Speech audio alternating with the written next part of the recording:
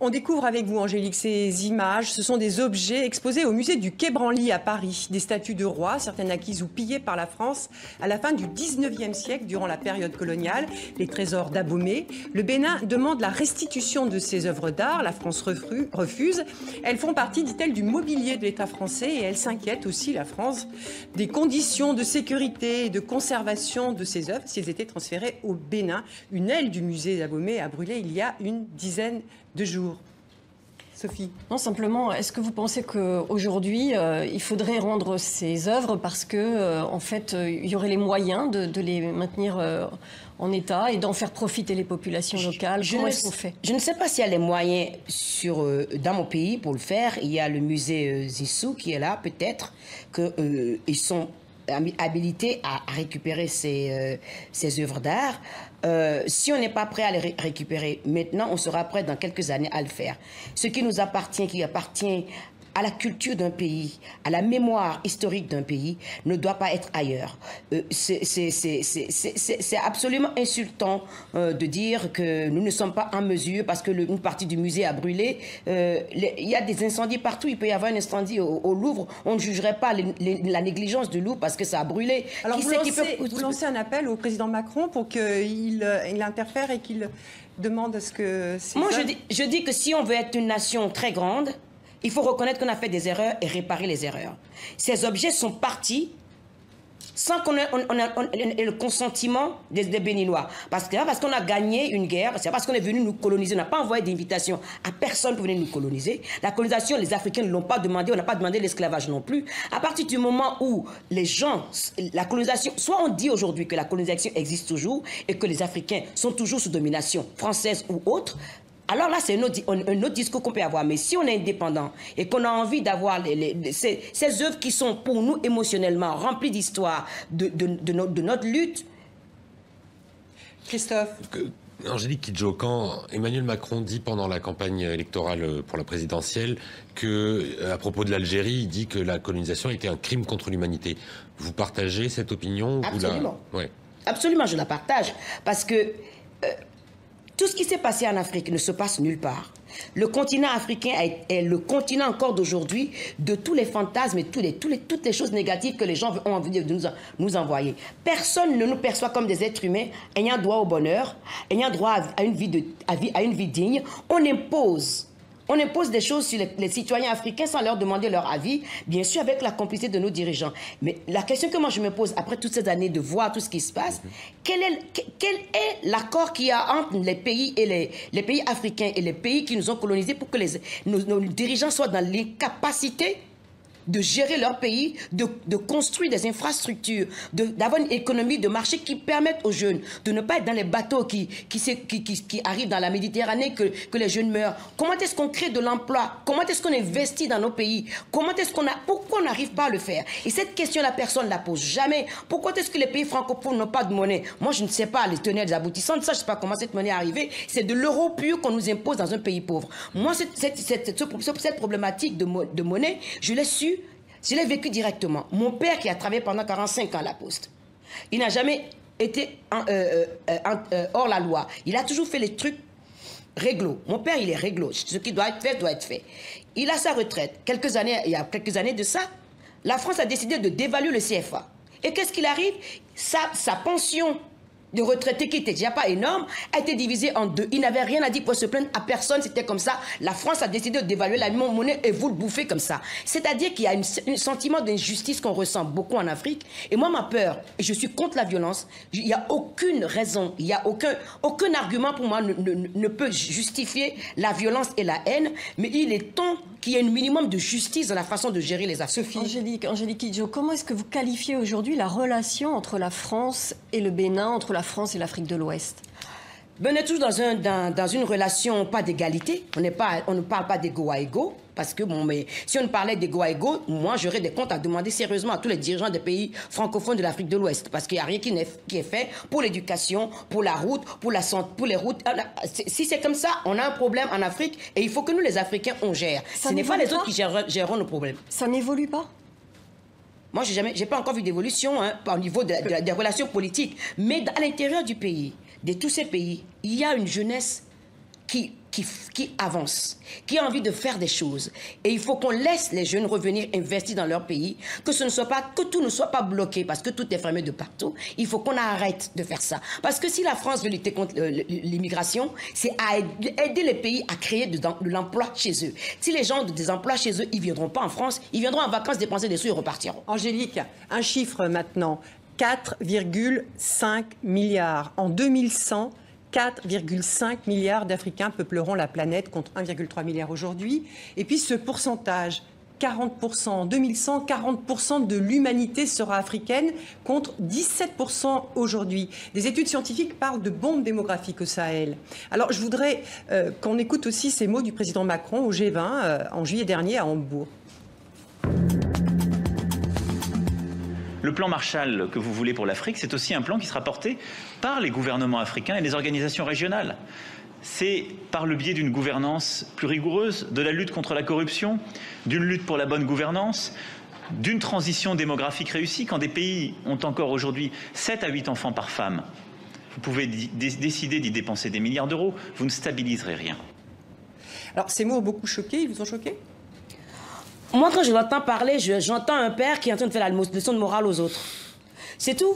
Moi, ça ne m'intéresse pas qu'un président, où qu'il soit, d'où qu'il vienne, dise à des millions de gens ce qu'ils doivent faire dans leur chambre à coucher. On ne dit pas aux Français combien d'enfants vous allez avoir. Pourquoi est-ce que les Africains n'auraient pas le droit d'avoir 6 ou 7 enfants? C'est leur responsabilité. Et c'est vrai. Il dit... D'ailleurs, le chiffre, elle, c'est 5, hein, là, au moyenne. Tandis que les gouvernements africains doivent investir.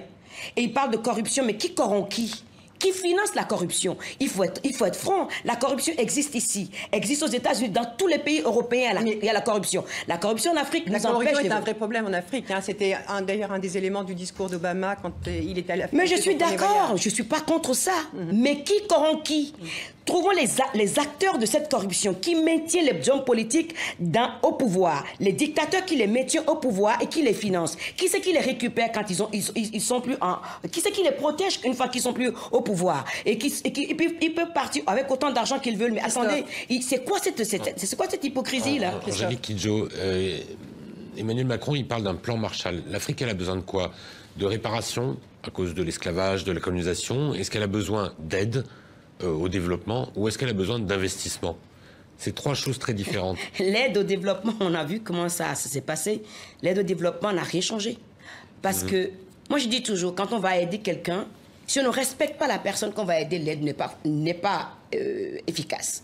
Quand on voit les Africains comme des pauvres à aider, sans leur demander ce qu'ils veulent, quand les autres organisations arrivent, ils font leur plan dans leur bureau, ici ils arrivent, les gens les regardent.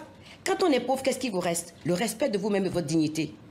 Vous pouvez avoir des milliards si les gens ne se sentent pas concernés par le dialogue qu'on peut avoir en tant qu'être humain et comment on travaille ensemble pour trouver une solution aux problèmes que nous avons et que c'est vous qui arrivez parce que vous êtes riche, parce que vous êtes européen, vous avez le complexe de supériorité, vous voulez nous dire ce qu'on a envie de faire. Ça ne marche pas et ça n'a pas marché depuis 50 ans, ça ne marchera jamais.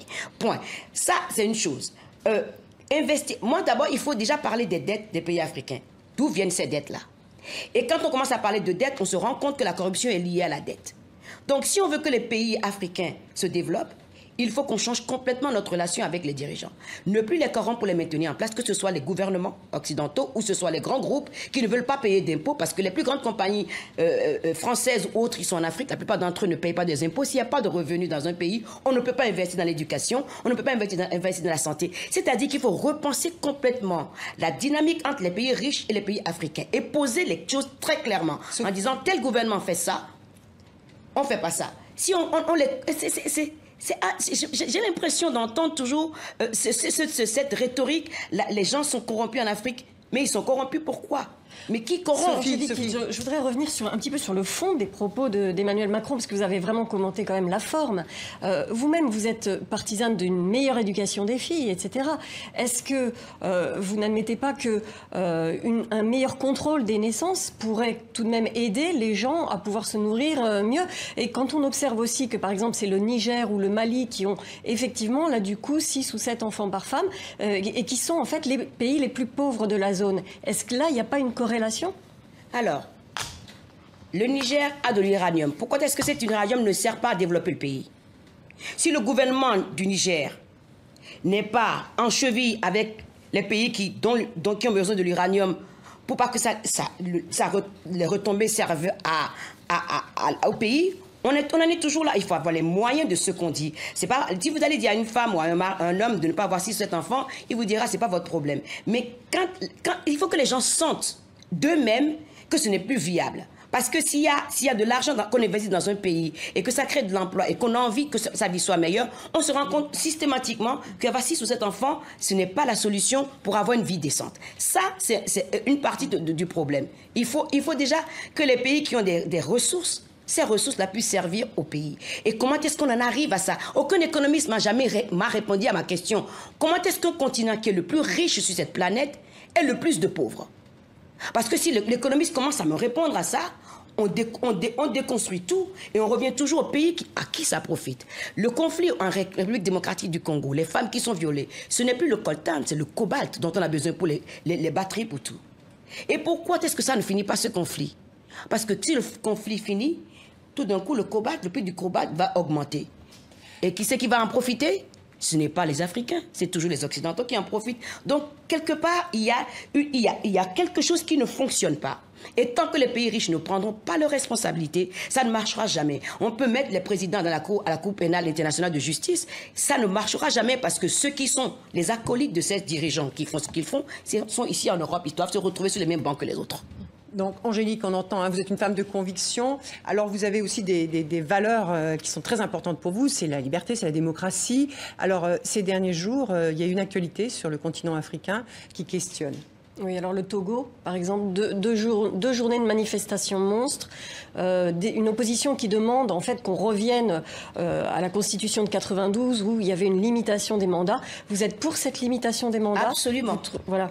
Absolument, parce que le peuple a besoin de plus de démocratie et de plus de transparence. Et ce n'est pas seulement au Togo que ce phénomène va se répéter, c'est partout en Afrique. Nous, au Bénin, on a réussi, à partir de la dictature communiste que j'avais fui, à la démocratie aujourd'hui sans aucun bain de sang. On a réussi à le faire parce qu'on a pu réussir à se parler, à se comprendre.